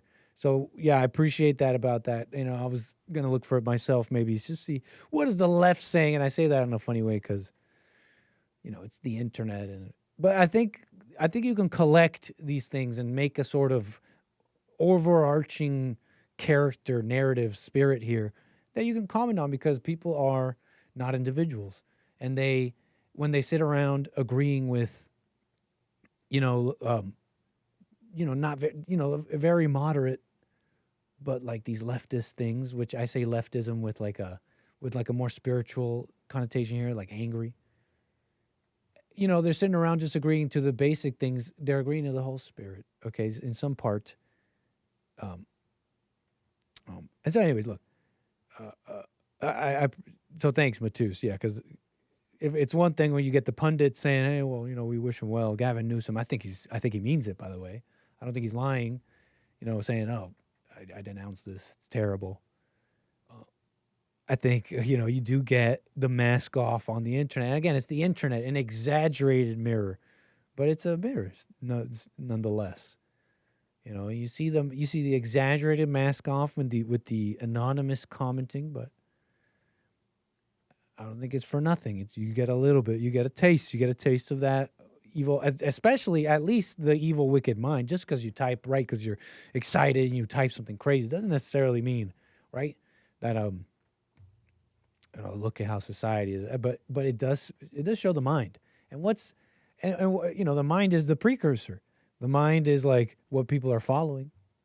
So the insane scrawlings of a chat, I think, counts for something. It tells you something.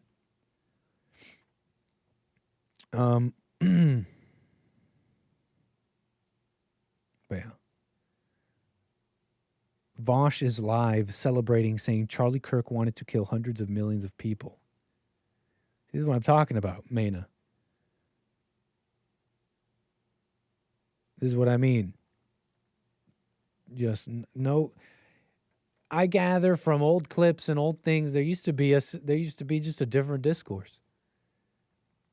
I don't know if it's civility. I don't know what to call it. If it's just fake love, I don't know what it is. But you just didn't see stuff like this. And again, that's just something I gather. If it was opposing sides, and if it was stuff to do with religion, politics, there was something about, well, oh, but I defend your right to say it. Just a general taboo of being just far too uncivilized. I don't know what to say.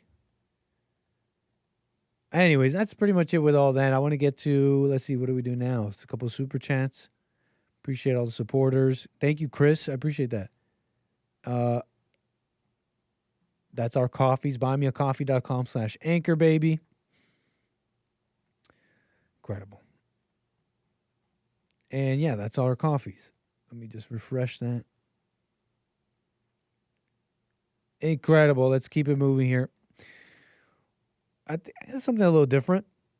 I had come across this on Instagram, and something interesting a little bit about. They call this the gender gap, the gender divide, and there's something interesting about this. Maybe basically some polls, survey data is all put together, trying to show how Gen Z defines success, how Generation Z defines success, and some of this stuff they're saying. And it's revealing, it's revealing what a gender gap, a split in the genders here and how they're voting. They're calling it a full-blown canyon, not merely split by party, but yeah, it says NBC News Decision Desk poll shows Gen Zers, men and women between 18 to 29, diverge sharply on values, social beliefs, and cultural priorities, including mental health, work, family. The divide gets even clearer when you look at 2024 voters. Young men who backed Trump ranked having kids as the top measure of personal success. As for the women who supported Harris, they placed it near the bottom, putting a fulfilling career first. I mean, is it that surprising? I mean, you may have gathered some of this behavior of the modern woman. And it's funny, I was talking with the team here this morning before starting the JLP show, and the fellas were showing Jesse that Dolly Parton clip they played earlier on his show. She's talking about how early her mother, I think, and grandparents possibly, they started having children young. They got married young, started having children, like we're talking 12, 13, 14. Her mother, she said, started having children at 15, had her like 12th kid at the age of 35, something like that. She said it's just how it was in the country. I asked Jesse, I'm like, that's how your family, your parents were? He's like, yeah, that's how my family was, our parents. You know, I wasn't there, right? I'm just gathering what the mentality was, because you got Dolly Parton, and she's like, yeah, my mom and grandparents, they had kids young. They were like 12, 14, 15. And the person interviewing Dolly Parton is making faces to that. So I gather that, you know, that there was definitely questions and like a discourse about this. It seems like there was obviously a discourse about this. And in fact, more evidence that lends to this is, I mean, Dolly Parton being asked this on a show, right? It's like people are thinking about these things, having children. She's like, that's just how it was in the country. We had all these kids, and he's making faces at that. He's specifically at the age, because she's at 12, 14, and the guy's making this face like, I don't know what he was thinking. But I gathered that, I mean, he had some reservations about it. So I'm trying to describe what I saw here, because it's interesting, you know. It seems like these things change in like a generation or two. And you think, well, you know, that's how we used to do it. And I just think to myself, like, you look at the world now, you look at maybe what you heard about it, how it was before, and it's like, how many things had to change to get there? It's maybe not even that much. It's a matter of like a generation or two, no? And you hear about the major issues dealing with Americans, the West is dealing with today: low birth rates, right, and being overrun by, the third world, by being overrun by foreigners. I mean, they're closely related too. The low birth rates and not replacing, and that happening.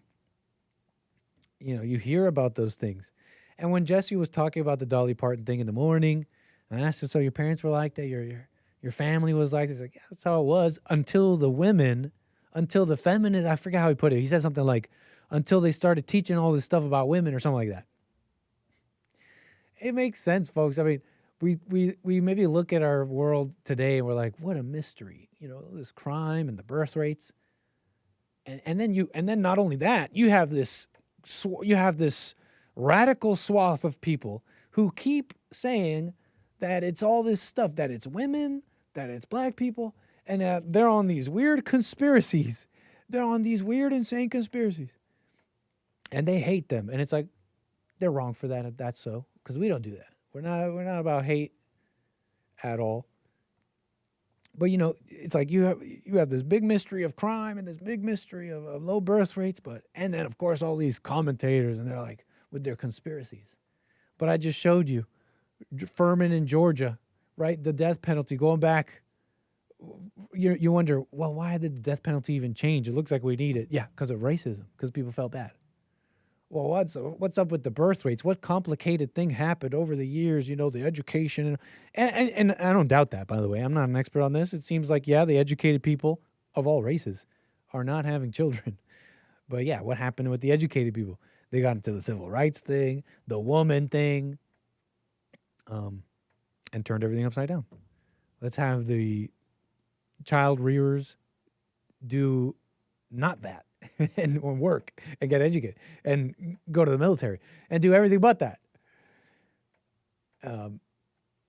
So I found that kind of interesting. And then, of course, I find it interesting Gen Z maybe kind of aware of some of this. I don't know what it is. Maybe it's like, I don't know, I'm a conservative now, and it's just the right thing to do. I'm a Christian. I'm a Catholic.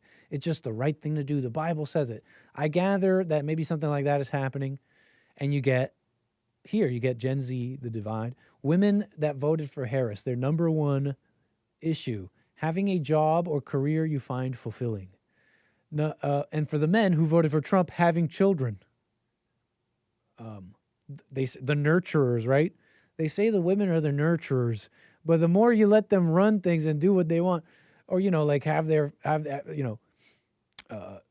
believe their patriarchy lies and let them flip society upside down, the less nurturing there is, the more society hates children, the less children they're having. Number 2, having enough money to do the things you want to do. For the men, achieving financial independence. Okay, that makes sense. You could say maybe they're the same, they're related. I think it's definitely more well thought out here to say, well, just financial independence, whatever that may mean. Little frivolous maybe on the ladies, or call it frivolous, or maybe really low expectations, either due to the world as it is, or also their own fear. Having enough money to do the things you want to do, that's just that lead. I just want to have enough money. Having emotional stability, the ladies say. Using your talents and resources to help others. For the fellas, it's having a job or career that you find fulfilling. And then 4, after that, being married. Being married and having children doesn't show up till you get all the way down to 11, 12 for the ladies. And check it out. Both men and women, whether they voted for Harris or Trump, they say the last thing they care about is fame and influence. Wow. You're such good people. Isn't that so good? That's what humble good people do, right? Look at these humble good people. The last thing they care about is fame and influence. Why am I laughing? Look, let me explain myself a bit. Then I want to get to calls.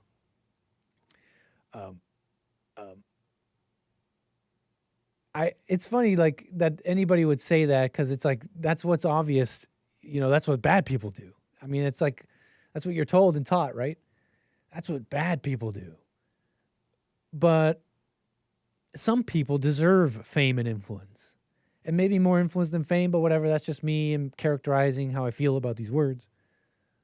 I think you'll understand me here in a moment. Yeah, some people deserve fame and influence. I mean, they influence because they can, and the world, whether they say it or not, wants them to, and they should. Trump, business, I don't know, business owners, I don't know. Thinking a little off the top here. But it's funny that they would leave that at the bottom. Of course, people who think they're good would put that. Like, I totally see the public all saying that. That's so obvious. I guess I already made the comment about the men and the women, right? Nurturing. Here are the fellas. They want to save the country. They want to save the world. I got to say, can I make one more? This is more kind of a side point. It might rub you the wrong way, right? Because we're Christians, right? Be fruitful and multiply, and right, conservatives got to do the right thing, get married, and ride and lead, and you're the leader. I get it. Something in my spidey senses is telling me that there's something wrong about the men here who voted for Trump making having children and being married so important, like that important.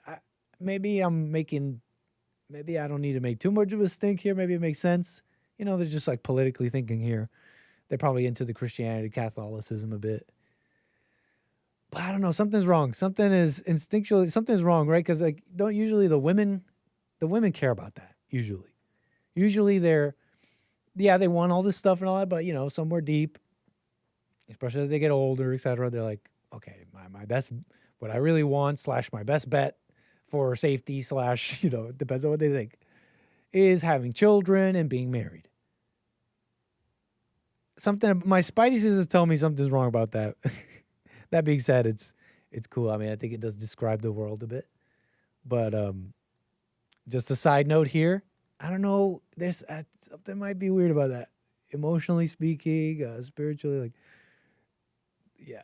I mean, more every day now I see men, Trump men, MAGA men, acting weak to women, etc. So, there's something. I mean, again, just like off the top, I don't know if that's necessarily just good. It's just good without any scrutiny. That the men are kind of taking on what they think the women are important, having children, being married. Anyways, that's probably fine to make important as a man, right? It's fine to sort of want that, but not look for it and all that. Anyways, look, we got to move on. I got callers here. I want to get to all of you. We're almost done with this, I think. I guess here's the longer list. Yeah, for the ladies, it's like using talents, achieving financial independence, having no debt. Here's the thing. This is why this also bothers me a bit. Because achieving financial independence, having influence, owning your own home. Those should all be before having children and being married here on the men's side. This is why instinctually I'm thinking, just on a deeper level, I'm thinking, I'm thinking, something wrong, right? Because, the ladies, they're like trying to achieve financial independence and all that. And I see men left behind. Yeah, guys, the rest will come. Focus on you. Build on yourself. The rest comes. Focus on what's right, and the rest will be added unto you. So I got to say, something is a little funny about it. Nick doesn't care about chat at all. What's going on with chat? Nick knows Charlie got shot. Are you trying to fight? Yeah, is chat fighting, saying I should be covering Charlie? Because we already mentioned it, chat. We already mentioned the Charlie Kirk shot thing. I don't have any more updates for you, okay? But shout out to the chat. How you doing, Alpha Vlad?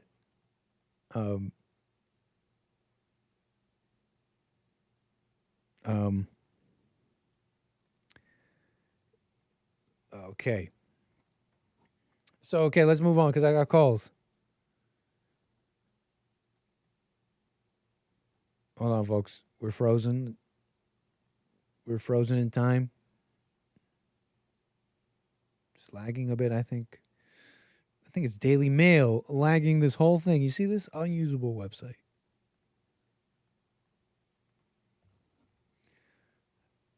Absolutely unusable website. We got Terry out of Oregon. How you doing, Terry? You're on the air.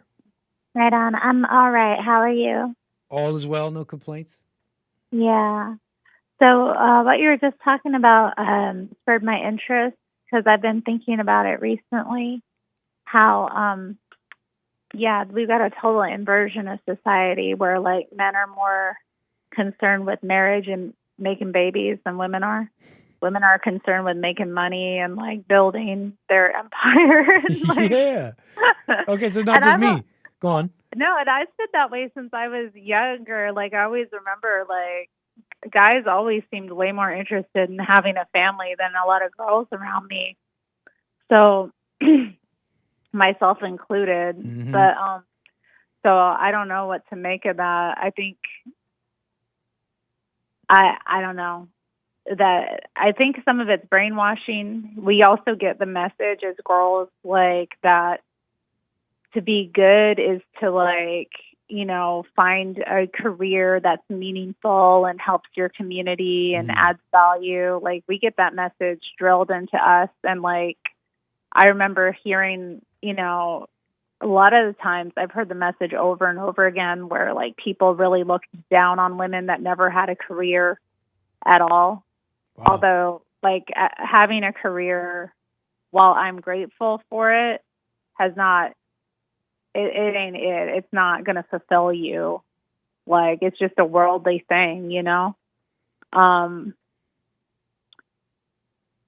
I don't think having kids will fulfill you either. That's really, it's a spiritual thing. You can't look into the world for outer things to fulfill you. That comes from a deeper relationship, that you create with God. But anyway. No, but you bring up a good thing because there's a lot of people who have adopted those ideas thinking that that's what they wanted. And you bring up a good thing. I thought I wanted a career. Society told me I wanted one. I mean. And even if kids won't fulfill you, it's like you were following something else. And so.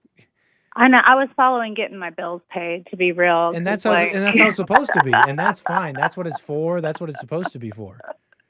Like having some modicum of comfort in, like, very uncertain world.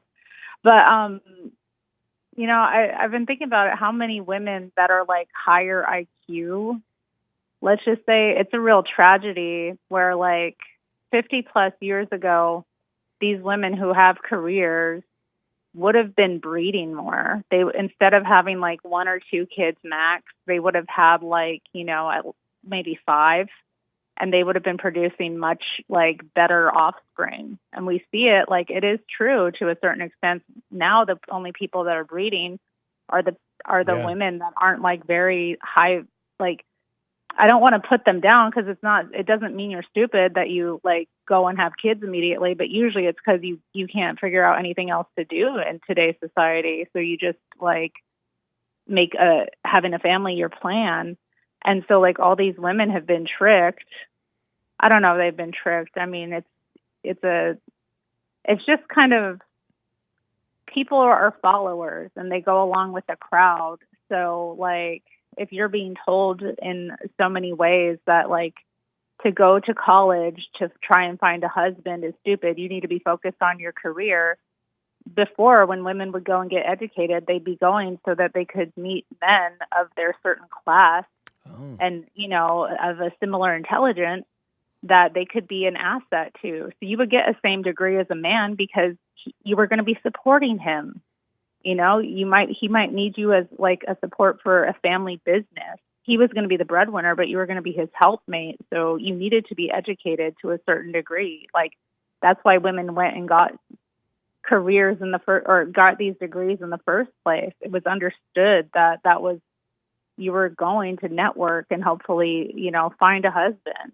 And now it's looked down upon if a woman just goes and like networks like responsibly and finds a husband of a similar intellect. And like, I don't know, we got something real backwards here. Like women are encouraged to go and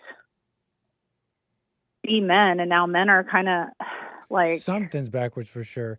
And everything's backwards. You bring up a good thing, because I was sharing some of this, and you know, I'm thinking, well look, the way they were trying to show this is like, well, you know, the Trump guys, conservative guys, is like, yeah, of course, look, we're more sensible, we want the children, we want to save the country. But again, I think you share some of this with me. I don't know if it's necessarily all good. I think this was always a known thing. You build and you do what you got to do, and it's like that's why they called it settling down. I mean, I don't think it was because you're. I think they used that term to say, it's like you could have had something better, but now you're settling.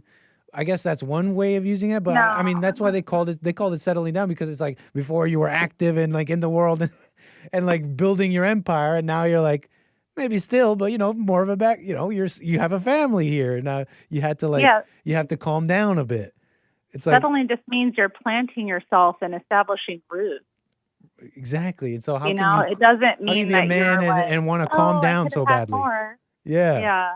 You want to calm down way too badly and way too quick.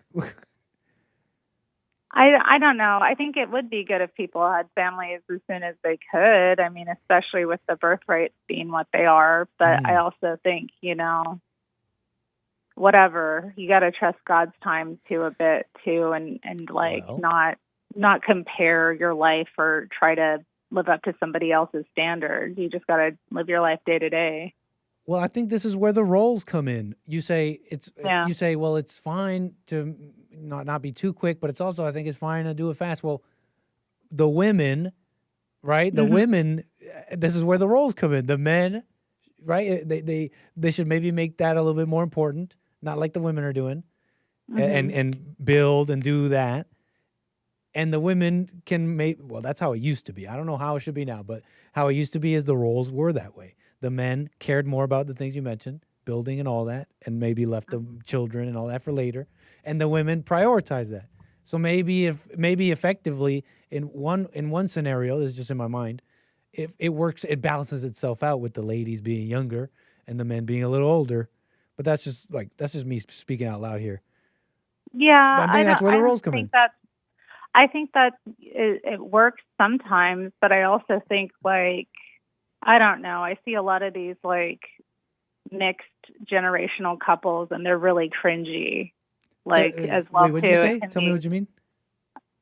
Well, you see sometimes these couples where the guy's much older and the woman's much younger, and it's not like necessarily a match made in heaven, you know what I mean? So like it can be, I see that a lot too. I think ideally that people, I don't know. I guess I always thought that I don't know, end up with an older guy when I was younger. I always thought that was more natural, but like whenever I'm around like I don't know, most of the Christian couples I know that have been together for like decades, they're similar age. Yeah. There might be a few years between them, but they're not like, there's not this big age gap.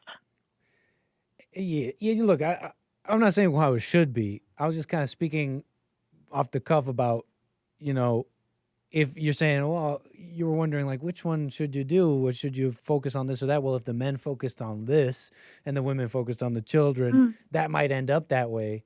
But I think to better accurately say this, I think most people get together in the, like, youth around the same age. And it's kind of a constant, call it spiritual or whatever. Maybe it's cultural and tradition. And now it's been flipped. But it's like a general... a general leaning of the guy leans more to, independence, like, don't hold me down. And the woman has to, play this kind of I don't want to call it a battle even, but, play this kind of thing where she's like, trying to hook him. I'm making it sound worse than, anyways, trying to get him right to settle down and stay in.